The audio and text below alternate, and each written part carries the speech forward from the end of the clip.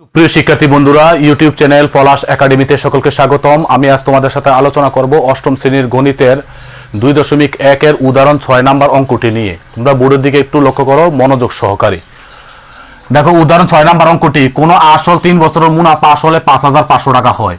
মুনাফা আসলের 8/3 অংশ হলে আসল এবং মুনাফার হার নির্ণয় করো। তাহলে তোমরা একটু লক্ষ্য করো, এখানে আমাদেরকে আসল এবং মুনাফার হার নির্ণয় করতে বলছি।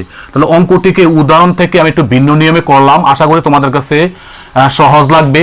ধরি আসল 8 টাকা, মুনাফা 3 টাকা।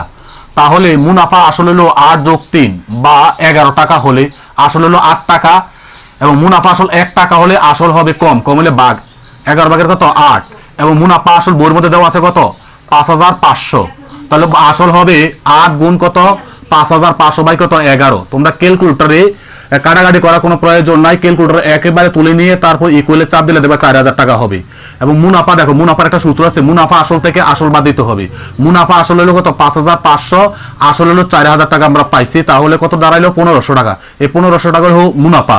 এখন 4,000 টাকা 3 বছরের মুনাফা হবে 1,500 টাকা।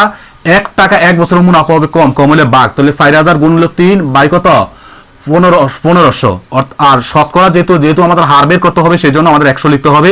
100 টাকা 1 বছরের মুনাফা হবে কি বেশি হলে গুণ।